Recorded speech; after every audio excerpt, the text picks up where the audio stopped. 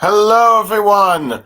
Blue Star Saber here once again to do another Star Wars The Acolyte review, Episode 3, Destiny. And boy, is this a controversial episode to say the least. Depending on, I'm not sure how much attention you've paid to Star Wars, at least on the internet, since this episode's come out, but all the topic about it has been either Star Wars is dead, Star Wars is ruined, wait, let's just see, blah, blah, blah. All kinds of, reactions like that. It's been another one of those long line of, is Star Wars now dead? With, let's see, many YouTube rants, particularly on the political right, if you will. And even some critics on all of that, but critics are responding. But yeah, but just to show I'm not joking, take a look at... let's take a look at the Acolyte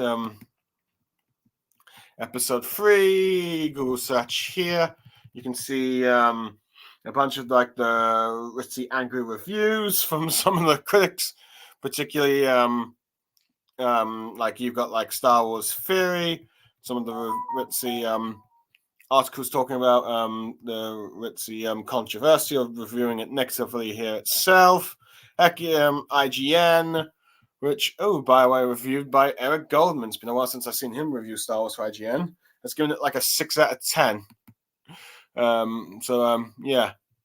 And, well, granted, there are some positive reviews, as you can see here on Rotten Tomatoes.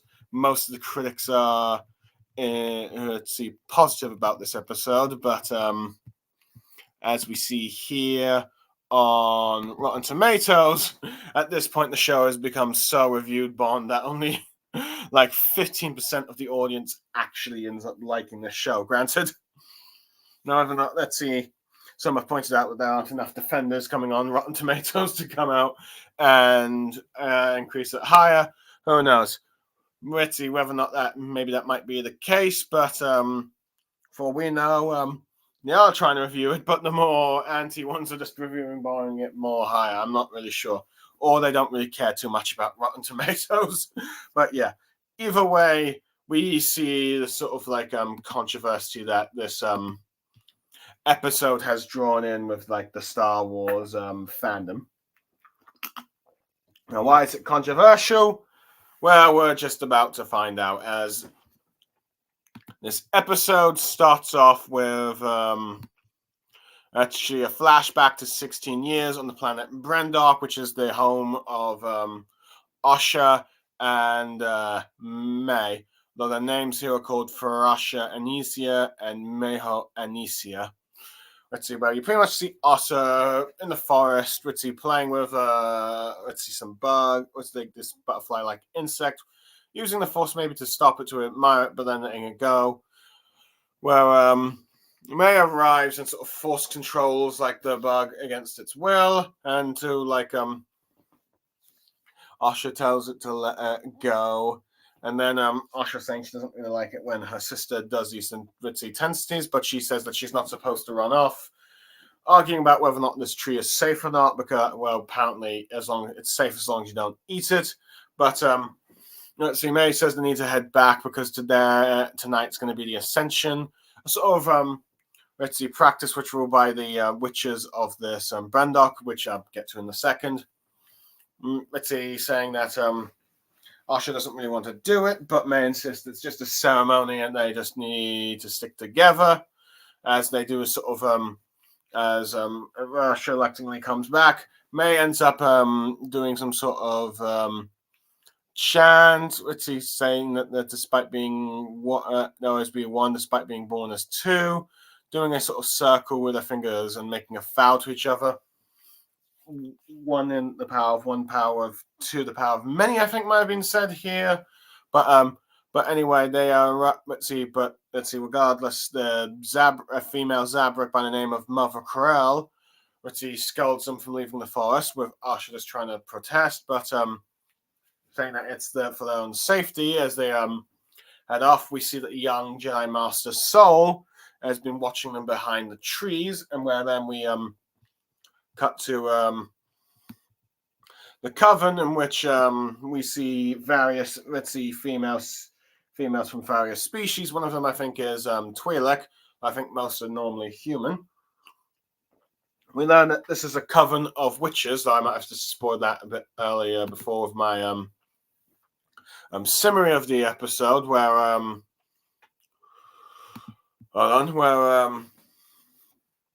let's see, they are just looking at us, exploring around a bit, where you see them get their exploration around before the two sisters go for some spice cream, but Mother Krill is punishing them, saying they can't have it.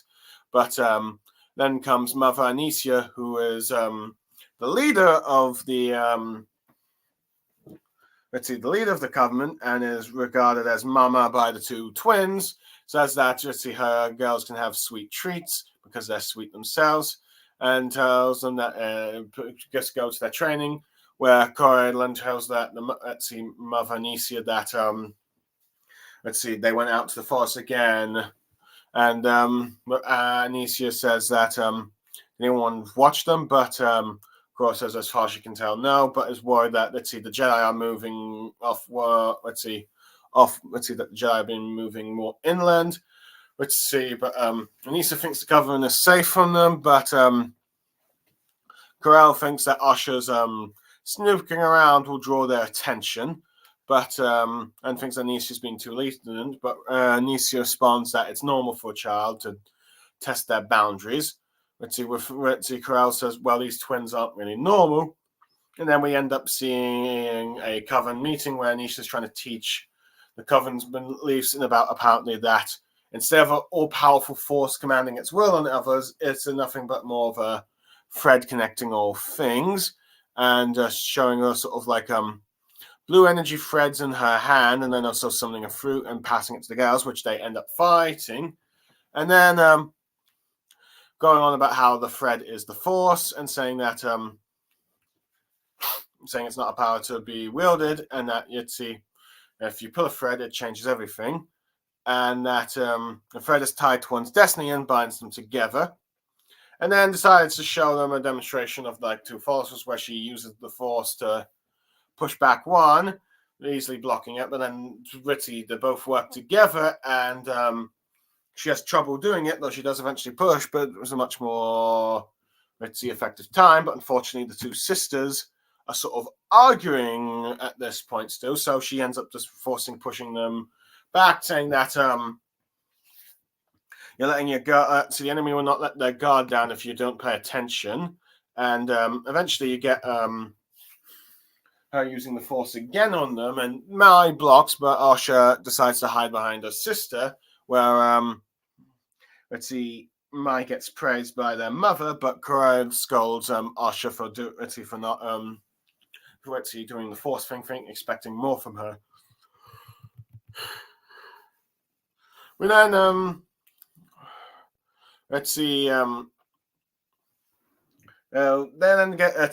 whole thing gets interrupted when the generator activates, and then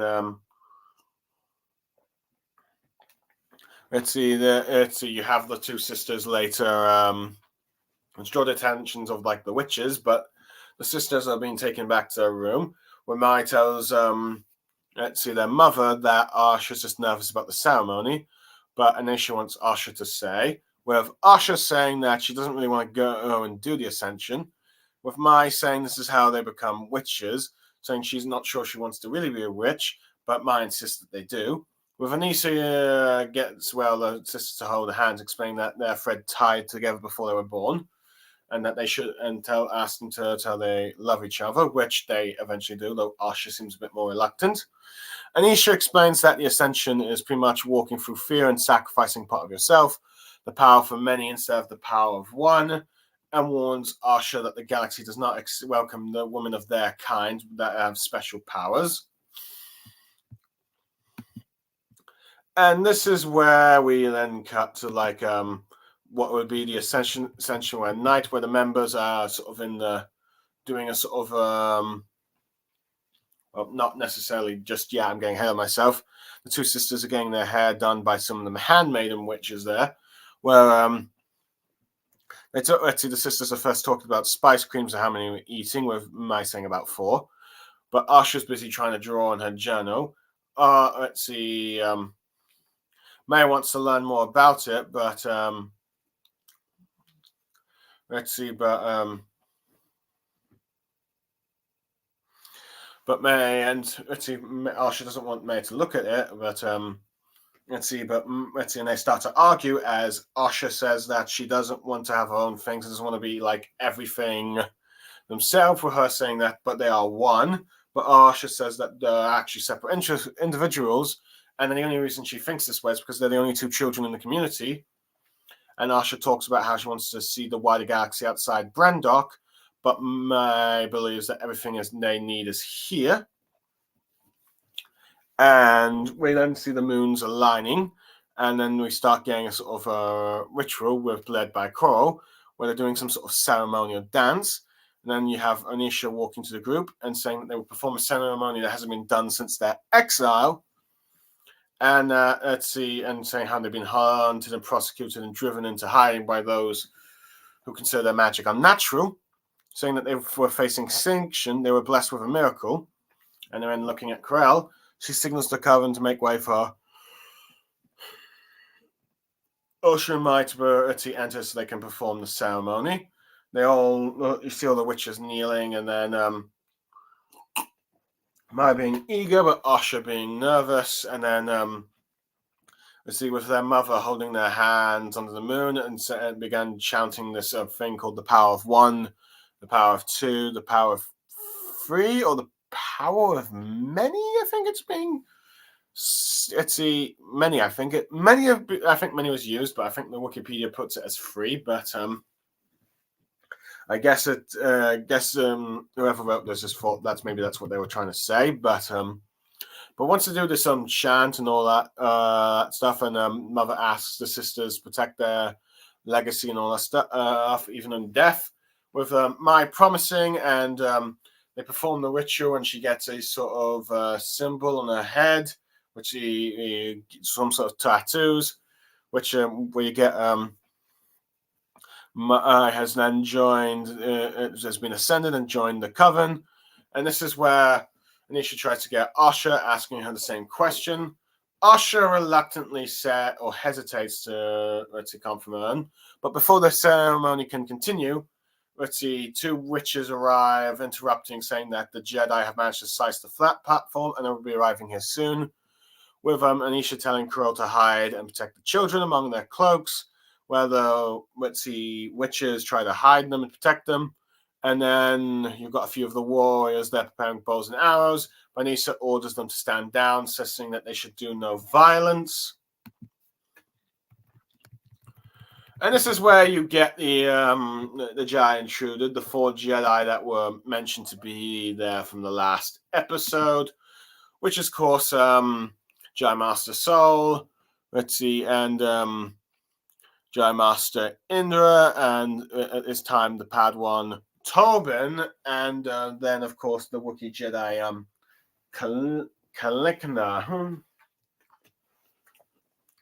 Kalikna, where they introduce themselves.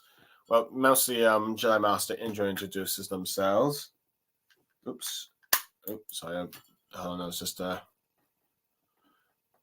see. Hold on, I'm just going to just check something. Tobin. Let's see. Okay, so interesting. Tobin becomes a Jedi Master. He becomes a Jedi Master 16 years later, but at the time he's a Padawan, so yeah, that makes sense. Just wanted to check that. Let's see. You get accusations by Korea that they're trespassing. Rendra saying that they didn't really they believe this planet to be inhabited, though I think that's arguably a lie, as Inisa points out, saying that shouldn't the Jedi be more go about how they're aware of stuff. With Angela saying that they mean no harm to the witches, but Anissa counters that the Jedi have come armed and unannounced. Asha couldn't help but be curious about the Jedi. I'm not sure how much they've been told about the Jedi, but May tries to stop her, warning about what their mother had said. But she can't help but peer through the gaps and cloaks, and I think she gets spotted by the Wookiee Jedi. When the leader of the coven, Anisha, asks what they want, Indra looks at Saul, where she says that they've been concerned that this coven's been training children in violation of the Republic law, but they respond that they're outside Republic jurisdiction.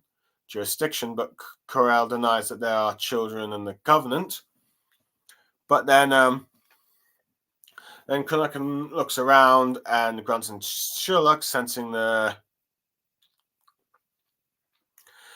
showing that he's probably sensed the children there, which an Indra then invites the children to come out and means no harm.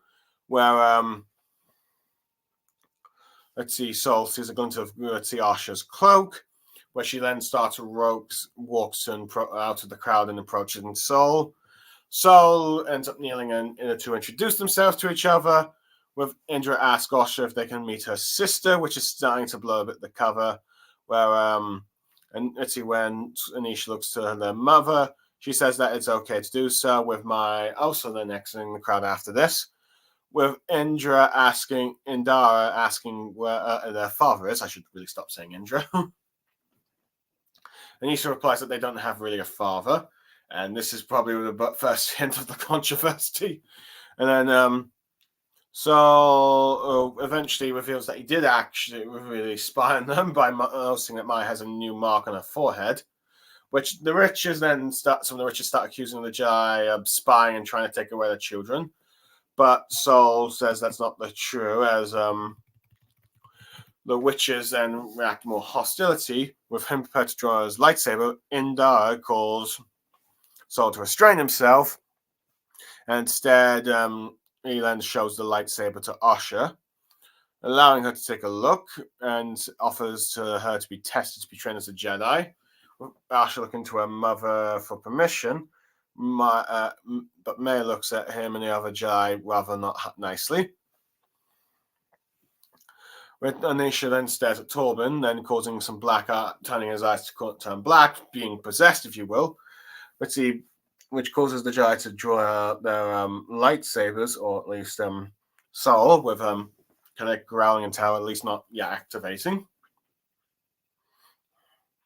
Where Anisha demands that the Jedi leave in return for the Padawan's state of mind, but Asha insists that she wants to take the Jedi test, with Indara reminding Anisha that Asha has the right to take the test, but as a result, Anisha just agrees to let Tobin go, saying that with him back to normal, and she reluctantly allows Asha to be allowed to be tested, with Indra asking if May should also come. Anisha also, reluctantly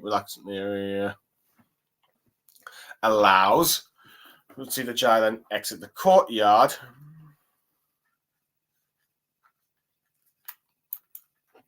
Oops.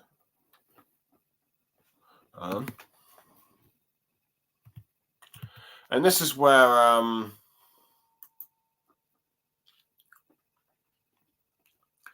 and this is probably where there we go. And this is where Anisha gets called to get everyone gather the advisors while also sending the children to bed. And then you have a meeting of the Coven where Coral advocates for killing the Jedi, but the others fear that as a result that calls retribution with the Republic. And Anisha proposes that the girls should take the test in order to appease Osha. Corella objects, but she ejects, fearing that they will lose the girls as a result. When Anisha is her 40, Cole counters that she carried the two children, with Anisha saying that she created the twins. And this is the controversy, as you can tell, because these two girls are not being born naturally, and implied something to do with the Force. But though granted, similar to Anakin, though Cole points out that what if the Jedi discover how they were created? And then you get this elder called Nasa, who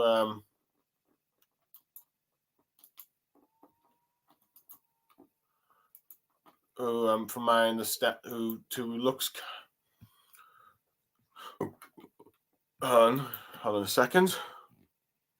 This elder well, it's an alien species, but I can't tell which one it is. I thought it might have been I guess let's see. I thought it might have been the same one as let's see Lando's co-pilot from Return of the Jedi, but I think Nub Nub or something. But I think his name was. I know it's been a while since I've focused on Star Wars, but she points out that there are only really two options for this test. Where let's see, the twins take it, they fail, but if they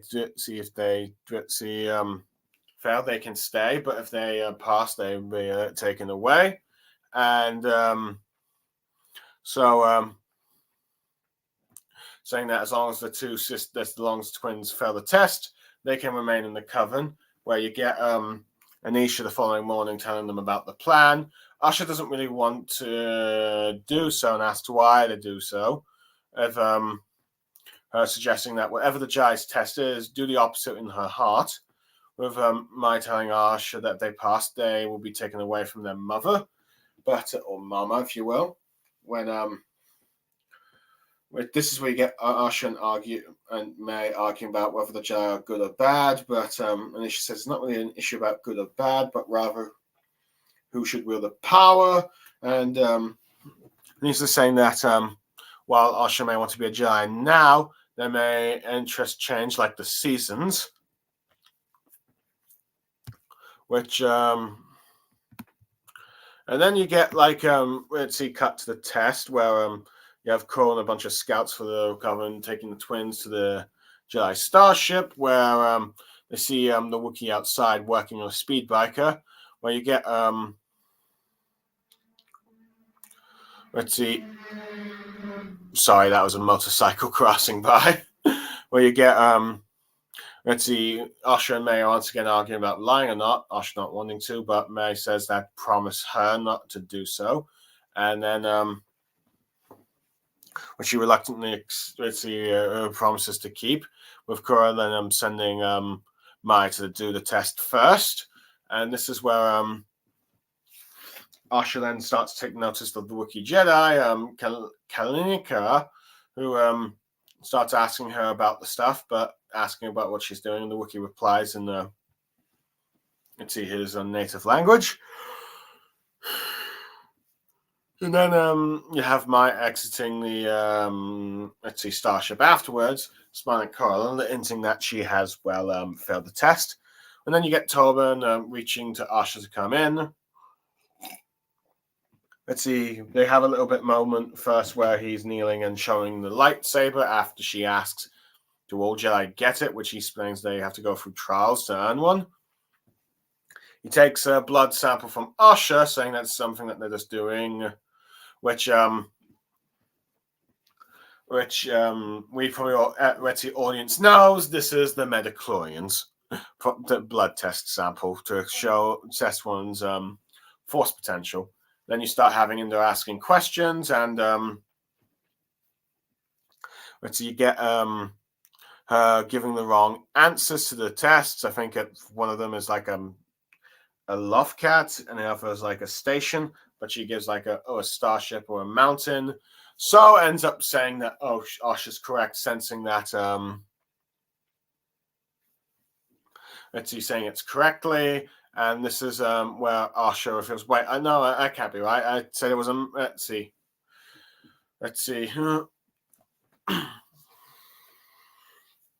Said no, it's not really a mountain. And then this is where Saul reveals that someone asked her to lie and fail the test, which she confirms with after interacting with her family not really want to be separated from her. And she feels guilty about this, where they then Saul goes to Asha and talks about how he's discovered that he was force sensitive by the Jedi at the age of 4, half it. They're at her age. And Saul's saying that he felt that he was different from his family and saying he could empathize with her. And that while Saul was scared to leave for the Jedi, he got to meet thousands of other children like him, which seems to interest Asha. And that, but she can join them if she wants to, but she has to make up her own mind. And then Asha reveals that she does want to be a Jedi. We're still saying that they must have the courage to tell her family her decision. And you get let's see, Asha leaving the ramp. Let's see where May realizes what Asha has done, looks angry and runs off. Where let's see where you have the Wookiee Jedi growling in concern. But yeah. Let's see, and then we get back to the Coven, where Asha tells the Stitzy witches that she told the truth. May getting angry, and Stitzy, though Mother Anissa saying that telling the truth is not always so simple, but saying that you like, but Asha's just being angry that Asha broke the promise. Let's see, wondering if Anissa or Corey asking if she played a mind trick on her, but she says she wants to be a Jedi and explore the galaxy. And she says she doesn't really want to be a witch. And this really angers Mai too much. That starts attacking Asha, where you get Corell to restrain Mai as Anicia tells her to leave the room. Asha apologizes to her mother, but Anicia says that destiny's not decided by an omnipotent force, and lets her choose. Saying that while Asha says that she wants to see her family again, she's firm she does want to be a Jedi. Anisha says that she will discuss Asha's wish with the rest of the council. Asha retreats to her bedchambers where she packs her bag. They did have a little touching reunion with a cry and hug with touching hug moment with a cry with each other. And looking at her toys, picks up her journal, which we see one of the pages with the Jedi symbol. Not sure if that means she drew it sooner, but if that's what she was drawing earlier, but yeah. But this is where Mylan enters the bedroom, saying she will not allow her to leave with the join the Jedi. But Asha says that that's not her choice. She takes her book and then says that she's going to kill her before doing that, locking her in her room, setting the room on fire, and starts to spread around the buildings a bit. Asha, panicking below before coming down, takes a tool from her backpack and then uses it to unlock a passageway to get Rey to get her out of the room. And when she is going through the gate, she hears screams of other witches, and then she eventually approaches where the generator is. She sees her sister May running up the generator stairs, and then the generator explodes, creating a hole between the two sisters. You see Sol running through the fortress, calling out for Asha, where Mai reveals to her sister that their mother is dead. Asha asking what did she done, but before Malin asks her the question. And then suddenly the walkway suddenly starts sliding, and then you see May falling down below, seemingly dying. Asha is about to fall herself, but as she falls, Sol Gretzi is able to grab her, and then they get her out as he carries her throughout the hall, seeing the bodies of the witches, getting Sol trying to get not to look, and then eventually you see the courtyard of her dead mother Anicia. She tries to go to her, but Sol tries to push her away as the fire spreads across the fortress, saying that it's too late. Then you get Asha waking up aboard the Jedi starship, breathing in a mask around the face, where you have Sol tending to Asha's wounds and ensuring that she's safe. With the other Jedi watching by looking concerned, Asha asks where she is, and that they are on their way, but they're told that she's on the ship on the way to Coruscant. She then asks about a Stitzy, with Sol telling them that May started a fire that destroyed everything and killed everyone, including her mother. Asha wants to go back and search for May, but says there's nothing to go back there. Sol offering to train Asha as his Padawan and hugs her, promising that he will protect her from now on. Then we cut back to Bendrock, where May is revealed to have survived the explosion, as we know from the first two episodes, where she's at the tree where her sister's always there, but this time she is not there, and this signifies to Betsy Mai that Asha is dead. Ending the episode. And that is pretty much the episode, all the way from the beginning to the end of the flashback. I will admit, I did the summary a bit longer than I would have hoped, But then again, in some ways, I've read out in just about more or less the entire episode. But yeah. Let's see. How do I feel? Where am I? Am I on the ones that are positive? Though, granted, I've only really seen 2 YouTubers. One of them is a ritzy movie critic. And did the first 4 episodes and is more leaning on the political left, if you will. And another is, I believe, someone from the LGBT community that's trans. While those on the right seem to hate it. Well, those more either, let's see, center or maybe not leaning either way politically. Either there's some parts they find interesting, but overall bad, or just find it just plain bad. I don't know, either way, but it's all kinds of controversies with this episode. But yeah, mostly it seems the reactions are negative. Now, where do I stand? I'll be honest. I think for most of the episode, I remained genuinely positive of the episode. I thought, for the most part, it was interesting seeing this coven of witches, their sort of beliefs in the Force, their philosophies. Then seeing some more questionable decisions by either the Jedi group or the Witch Coven, or like the fate of the twins. But then, of course, once it came to like the moment that May apparently burnt and destroyed everything, I think that's mainly when the episode sort of fell apart, as I felt like I guess rushed, felt like a bit rushing too soon, or like it just took a 180 of what was shown before. A bit vague on what exactly happened. Granted, it seems to be building up to like a mystery to be revealed later down the line. But yeah. But yeah. So anyway, I suppose I should get with the witches first. Clearly, I think there's some analogies and messages and themes based, I guess, on witch lifestyle, as well as perhaps maybe LGBT or like lesbian or queer lifestyle, where people don't understand their ways, so they're exiled and then hide in cover to protect the secret. So you have that. But I will admit, their force philosophy, I think, is a little bit interesting,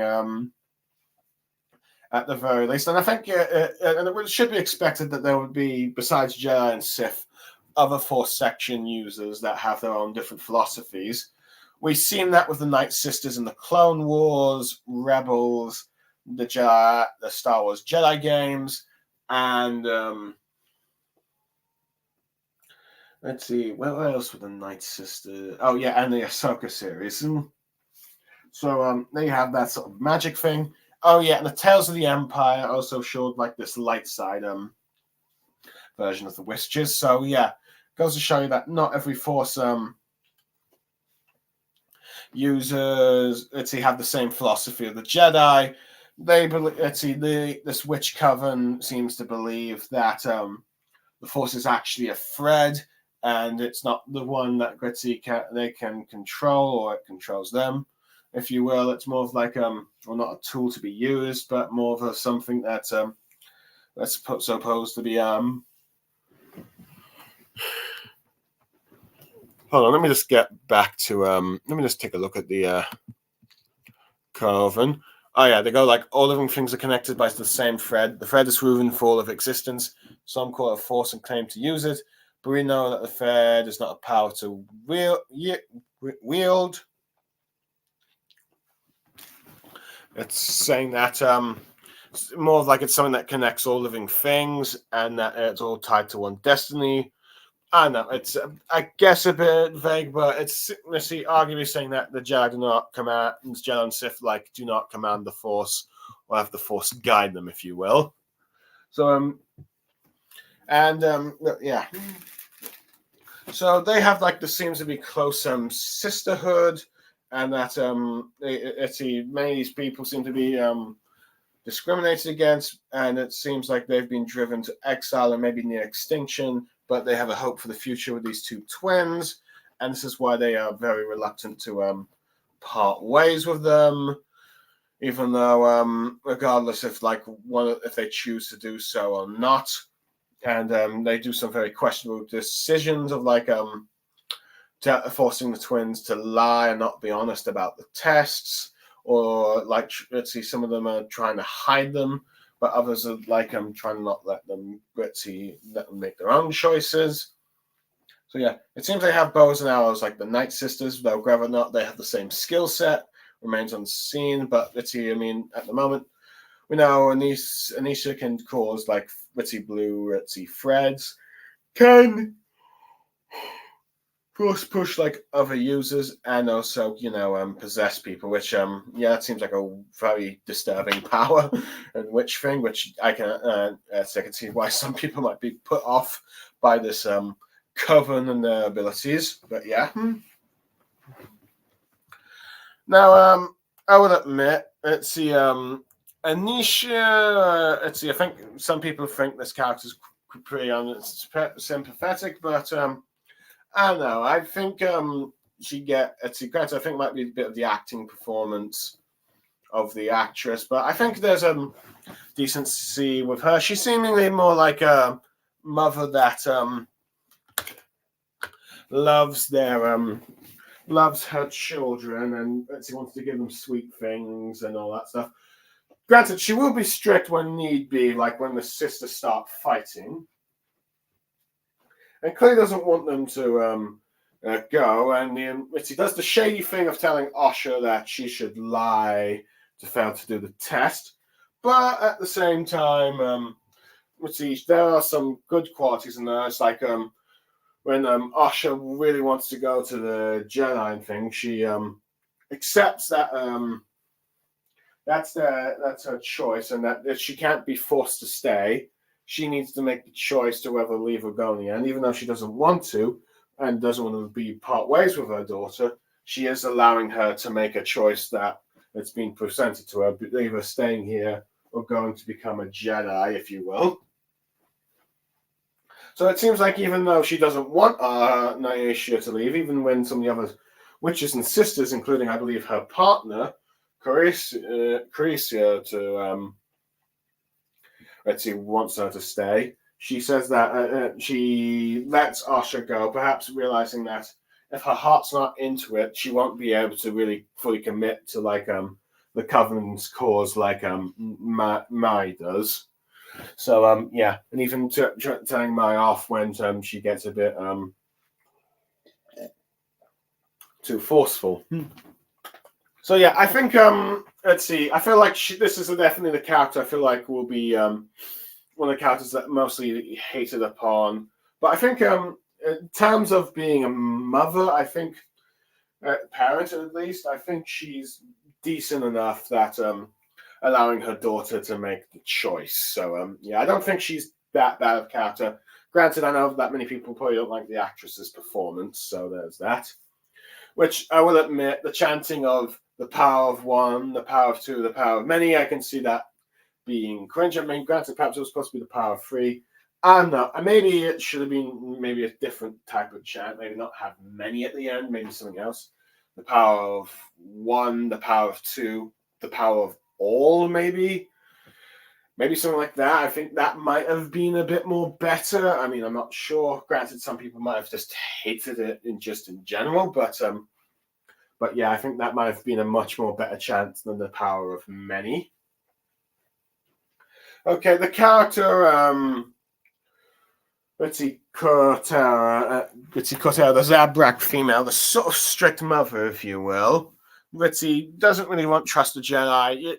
You can see that her being the more strict one. Granted, one that wants to pick more of the fight. I can see, and just doesn't want, more Ritzy favors probably Mai because, she's more committed to the teachings. But yeah, you can secure. I do like the sort of disagreements you have with her about saying that Anisha's being too lenient or too soft on the Jedi, kind of soft on Asha, and saying that you can't really share and doesn't really want to be more forceful against the Jedi. But of course, let's see, the other covens knows that, going into a conflict with the Jedi, even if it's just 4 here, could cause it to escalate further and obviously start a full-on war with the Jedi and the Coven, which arguably with the Republic's backing and a lot more Jedi than the Coven here, they wouldn't really stand a chance if it came to an all-out conflict. Now, this is the biggest controversy about the whole episode, is the fact that let's see, we have a niche here with let's see, I believe it is a Colrill.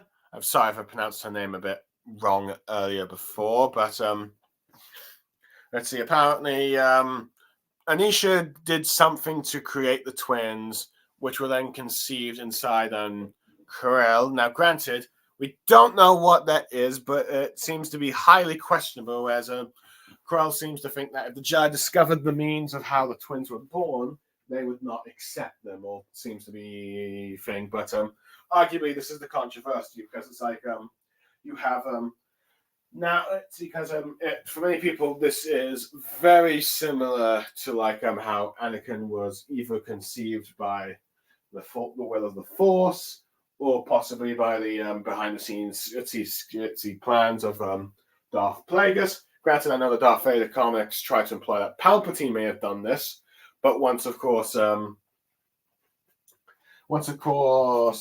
two Rise of Skywalker came out and Rey's grandfather was felt to be Palpatine, this kind of thing was retconned and said that's not the case because of the implications when you have Kylo Ren and Rey kissing at the end. But let's see, at the end of the movie, which is bad, but yeah, regardless of that. But you have many people angry that this sort of undermines Anakin's origins. It's like this should only really be Anakin, and that this should doing so undermines the whole point of his specialities of his character, him the chosen one. Now, granted, there are definitely Star Wars fans that never really liked the chosen one, or him being similar, and I think there's even some churches that did not like Anakin being having a similar origin story to Jesus Christ, if you will. Let's see, born by a virgin mother, if you will. But well, granted, it seems over time, let's see, Anakin being conceived by the Force, of this being an exception at least, it seems to be more accepted over by the Star Wars fandom, at least, or at least thinking that this is too bad. I'm not sure how that really felt during the time when the Phantom Menace actually came out, if that was always the case, but at the very least, they seem to be a lot more angry. Now, for me, do I feel this way? Personally, I don't think this ruins Star Wars as some are claiming, at least not. Let's see. I mean, is it as bad as everyone's saying? At least not yet. I mean, granted, let's see, we still leave some mystery that Anisha did something that's probably considered unethical by the Jedi in order to help create and conceive the twins. We don't know what it is yet, but it seems to be something shady that might really have the Jedi sort of turn on the twins or something. But either way, it could be something a bit more dark and shady, since Anisha does not seem to believe in light and dark, and that instead it's more of this is more about power and who has the right to wield it, which they accuse the Jedi of being a bit of hypocrites here. Now,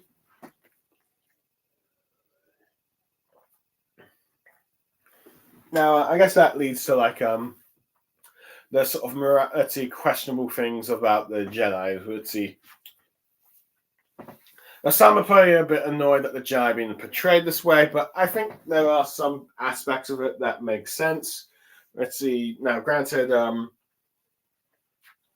Jedi is sort of pop out of nowhere and then trying to saying that they have no right to practice the restriction, their authority there, or train children in their ways, as that's Republic law, even though this planet is technically not in the Republic.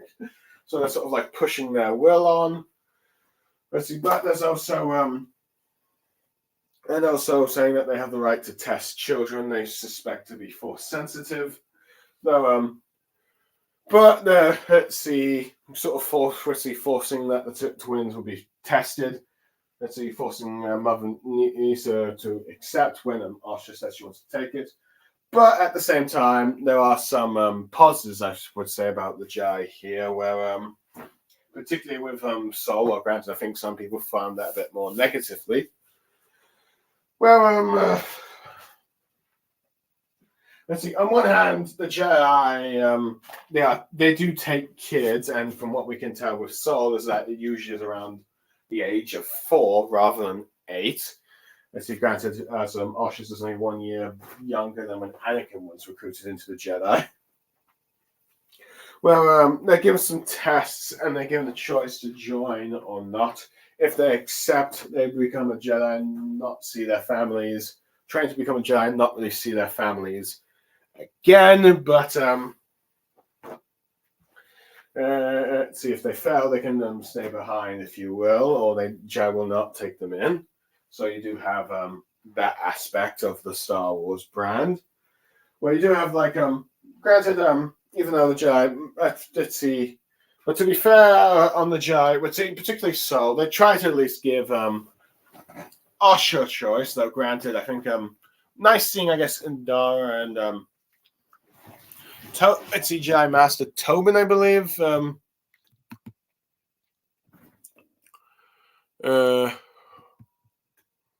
Oh yeah, Tobin. Let's see. Well,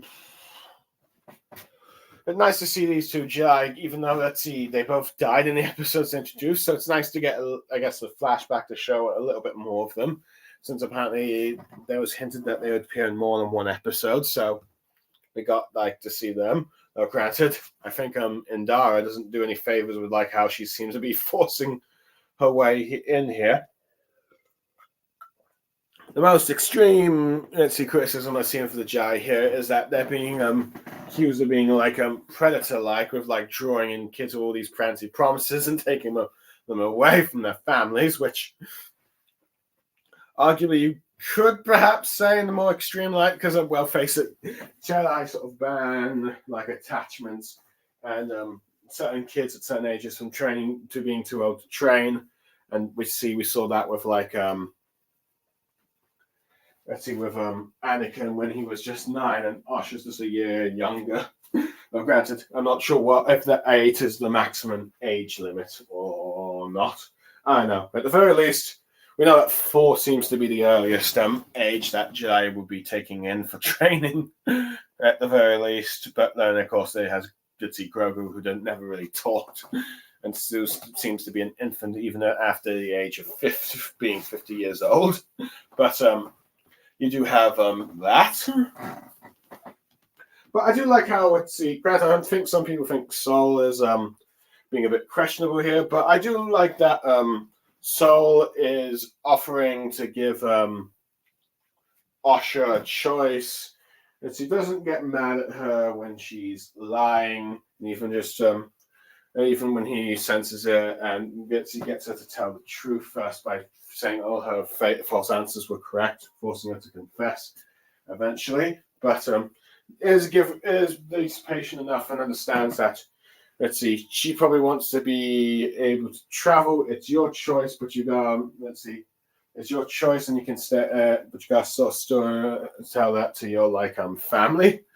But I do but there are some also some shady bits, because you only really have the 2 options, become a Jedi or stay in the Coven thing, not giving more options. I think I noticed one of the more positive views that Sobers points out. I mean, granted, I don't really blame Asha for the choice she does, especially when we get down later to her and her twin, I guess, if you will. Well, hold on. I'm starting to lose focus. Apologies. Well, Osher, let's see, like well, so let's see, because it's like arguably they are let's see, Sol is given Osher two choices, but it's still like limited to like either these two different like force sects, if you will, rather than let's see fully make her own kind of choices. Granted, I think deep down Sol believes in the Jedi way and its teachings, if you will. Doesn't quite realize maybe it's because I think many of us would say like taking a 4-year-old from their family is wrong, but I can also kind of see how at the same time he would be a bit let's see like this or be like excited about so be fine with like the Jedi's practice of doing it because he ought to meet more people like him, which I can see how being a Jedi might be appealing for young Force sensitives who probably feel different from the rest of the galaxy, but really wanted to be trained in the let's see, but wanted to find more people like them. And if training at the Jedi Archive is one of training the Jedi, being a Jedi is one of those ways, I can see why some children like Asha would take it. So there is that aspect about it, but yeah, but there's definitely some bits that are a bit questionable. The Jedi, well, admit, granted, I think one thing that doesn't really work, I think, is the Wookiee Jedi and the Jedi Guard. I'm not sure. It's just the head is either too big or the robes are too small. But either way, it just doesn't look that good at the very least. So I think I can start to see why certain aliens in Star Wars only wear see different clothes to the Jedi robes of their Jedi, like Ayla and Ahsoka. But anyway, where was I? Let's see. Oops. Oh no, I accidentally stepped on something. Ah yes. But yeah. Well, I was like, yes. The Jedi. Let's see. But the biggest criticism I've seen is some people think that this Jedi being a bit too more predator-like, which doesn't help when you'd like the showrunner was like I said from the last review, that former assistant to Harvey Weinstein, which but who knows whether or not that's actually true or not. But yeah, at the very least, I do like seeing the Jedi not being portrayed as perfect at the very least. So there's that. Now, as for the twins, you can clearly tell who's good and who's bad between the two of them, with Asha being the good one and Mai being the sort of bad one. Where let's see, where you see them how they treat like that butterfly under the tree with the Asha. Well, both use the Force. Asha's just more doing it as a way to get more curiosity and see more of the butterfly, but Mai's more aggressive, trying to control it. And in some ways, it's kind of reflects on their personality. Asha wants to explore and learn. Mai wants to control and keep everything in a sort of tight thing that keeps her happy, if you will. They argue like siblings, like you expect. Let's see, when they've been trying to shown how to use how they use like the threads and the Force together, and of course wanting that topic about whether or not to leave or stay with the Covenant and all that stuff. But arguably I can really see both points of views from the twins, where Asha, she feels like there's more to the galaxy than just staying here and doesn't really want to be a witch. She wants to make her own choices in life. Even though I think Mother Anisha ends up being correct that eventually that she doesn't necessarily want to be a Jedi in the end. So you might want to be a Jedi now. You may change your mind down the line, which of course ends up being correct, as we saw in the first episode. But yeah, but you can see that this is a lifestyle here doesn't really suit her, and she took the next best thing when she took the first option she could to a different lifestyle with like the Jedi, and when they offered all the teachings and all that stuff. So I can see why she can be appealed to the Jedi, as it's more just more matching to her desires of exploring the galaxy and meeting others like her from her age. As you can't really, I suppose, blame her for wanting to have her own things rather than be completely identical to like May, who insists that they are one, but and can't have really seem to grasp the idea of being left behind by her sister. She seems to be fully devoted to the thing and devoted to the covenant, but wants her sister to be, but her sister doesn't want to, and that causes clashes, of course. And gets annoyed when her sister starts breaking promises of like trying not to go to the Jedi, but that ends up being the case. As and you can kind of see how them being being together all the time has led to that sort of like her thinking like surely that they'll be happiest together, and all that, even though Asha doesn't really want to be starting to get in the age where she wants to have her own life and not just be always just referred to as the twins, if you will. I mean, granted, I don't really know anything about twin siblings myself. I mean, I do have at least a pair of second cousins that are twins, though even if non-identical, but I don't really know if how to see accurate this sort of like mindset and behavior is amongst twins. But either way, granted, this is like a live action Star Wars show. So I was starting to think of another anime or manga that had twins for a sec. But I made a mistake there, apologies. But yeah, I can see why she ends up wanting to stay. Well, Asha wants to stay, but Mai just wants to keep everything here. But granted, when she starts that fire and setting to kill her sister, that's kind of when she loses the entire sympathy card.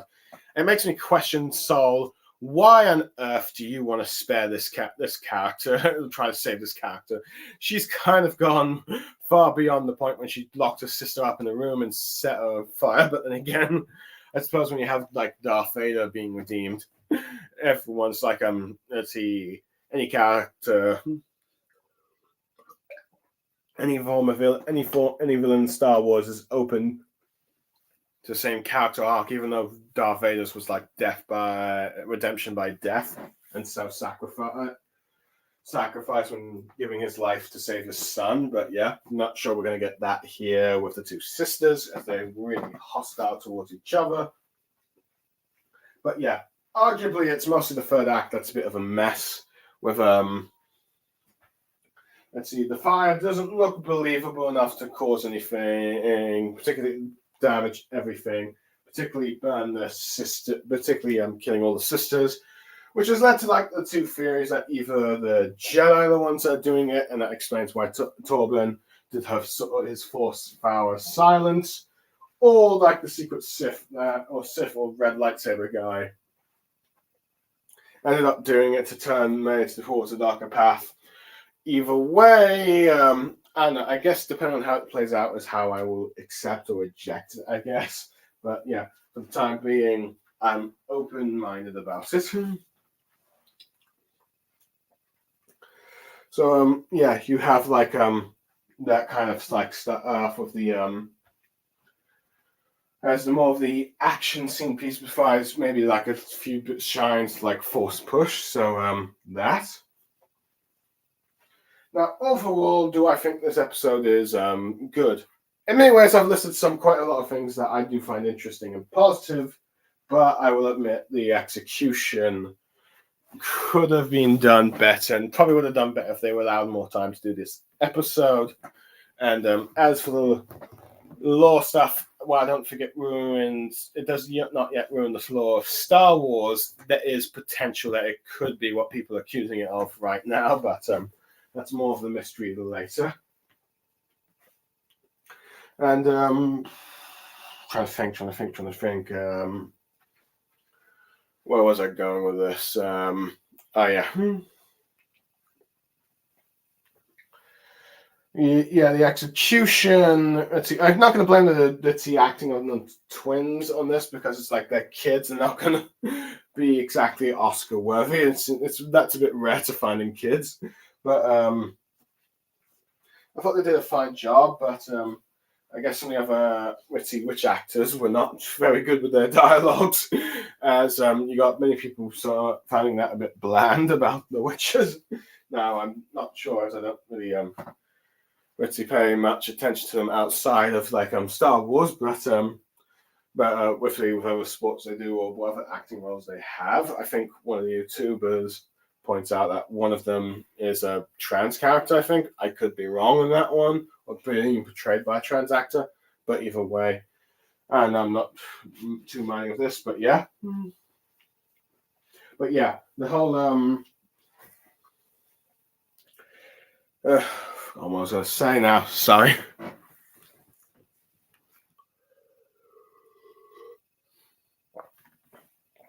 Starting to get tired. But where was I? Oh yes. No, lost again. Sorry, I should have done this earlier. Curse my desire to play the Xbox.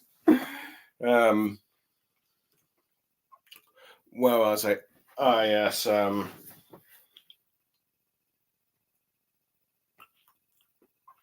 Yeah, poor. Let's see, some interesting ideas. Poor execution, particularly on the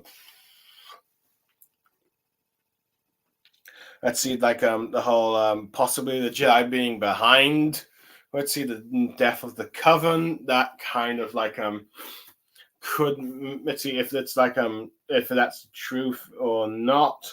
Let's see, or whatever the truth is in the end. It could be rather unsatisfying, but yeah. But also, it's kind of like the whole the origins of like how the twins were conceived.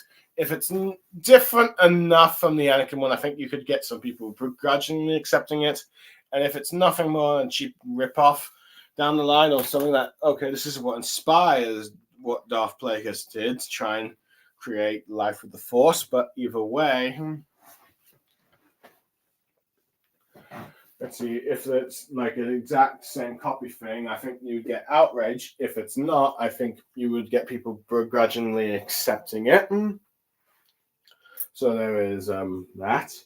And while it's good to see like the Force organization, I feel like we could have probably gotten a little bit more time to learn a little more about them besides their chant of the power of one, the power of two, the power of many, and like more of like their reluctance to have like Jedi, the police of the Republic, come in and take their families, which I do kind of wish we got a bit more details on that as well.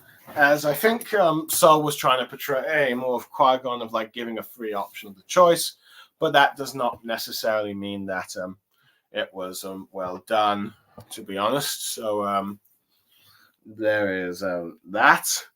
Let's see. So I like the contrast between the twins. One is more reluctant to join the other, or at least the society, the covenant they've been growing up their entire lives, but wants to explore the galaxy and would be taking the Jedi's off to do that. While the other one doubles down and becomes aggressive to the point of extremism, which I think that was a bit too quick. I felt like that was just trying to build up towards the more final arc of My Hero Academia, but yeah, either way, doesn't really feel like it was earned. But yeah, we'll wait and see down the line how this more plays out.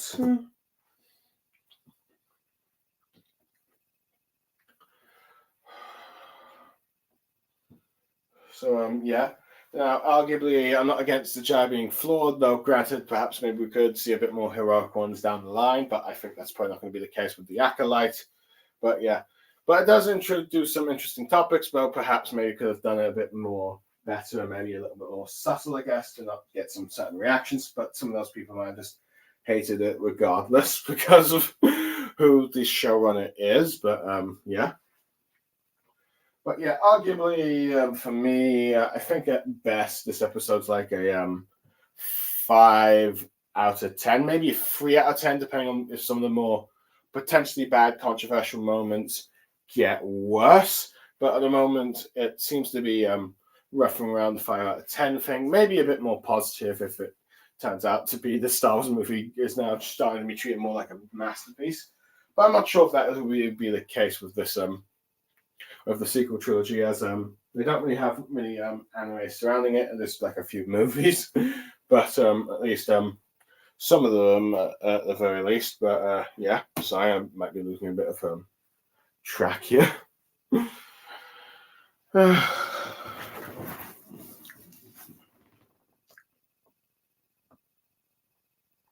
Oh, no, what was I saying about anime?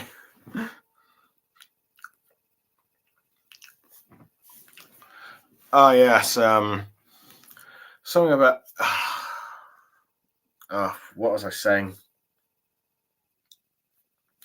Hold on.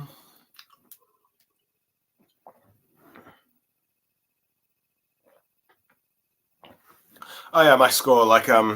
Sorry, my score. Okay, I'm getting too tired again. Sorry. Let's see playing out. At the moment, I'm just giving it a 5.